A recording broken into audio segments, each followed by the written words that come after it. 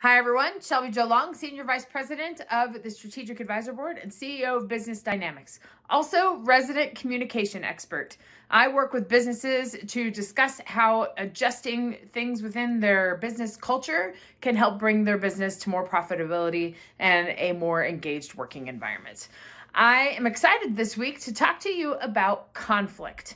Conflict is inherently within our communication and many communication infrastructure within our business, and many businesses deal with conflict as something that takes away from their business, takes away from their profitability, also drives employees away from their business when there's that under-rooted conflict that usually isn't resolved. And as business owners, it's important to think about how we, as leaders in our own businesses, can begin to resolve this conflict on a more institutional level to be able to bring our business to the next level. Because resolving conflict, or at least managing the conflict in your business, can increase your culture, your business culture, can increase your connection to employees, can just make all sorts of differences in your business. There's a few strategies that I'm going to talk about this week. So fundamentally, we have to think about the nature of conflict. Conflict, we think of as something that is negative and something that we want to avoid within our businesses. But really, conflict can provide many opportunities in our businesses. It's just understanding the nature of conflict and also understanding how we can move from a destructive conflict environment to a productive conflict environment. And all week, I'll be giving you some tips on how to do that. But first, we got to understand the nature of conflict. Conflict within an organization usually has two major sources.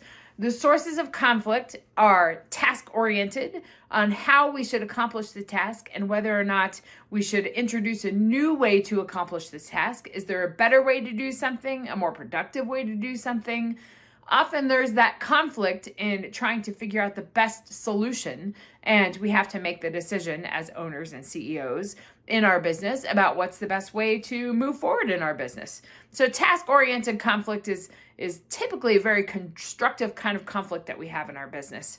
We have the task-oriented conflict, but then we also have the personality-oriented conflict. And personality-oriented conflict is something that's much more challenging to manage, but understanding the nature of those things, that those two things are entirely different, and as CEOs, dealing with them in a different way is often very productive. So let's talk about the personality source of conflict. Some people, and as far as our personalities, I'm going to talk about this later in the week, the way that we deal with conflict, it can either be very defensive in that we get very self-protective and we need to be right. We have a lot of ego attached to it. Or the people that just want to avoid conflict. There's lots of different ways of dealing with conflict, but often the way that we deal with conflict comes out in our personalities. Maybe there's a conflict with people. Maybe there's a past conflict with people. There's been some types of issue in the past. But the way that we deal with that are two different ways. The way that we can deal with the task conflict, it's good to have an open discussion about those things. Let's talk about the two differences in opinion and how we can move this task in the right direction. Let's have almost a roundtable discussion as a way to not only deal with the conflict, but it's a way to look at all of the different resources and look at all of the different potentials of the ideas. How to deal with the personality conflict, it all depends on the person and it depends on the relationship that you have. But as the CEO of your business, it's important to not necessarily resolve the conflict, but involve yourself if it's taking away from your business culture. And that means intervening in some sort of way or having your HR person intervene in some sort of way to intervene and just say, let's resolve this conflict, talk about how we can manage this conflict and move forward with our conflict and resolve the conflict so it doesn't take away from our work, because it's taking away from our productivity and taking away from our business culture.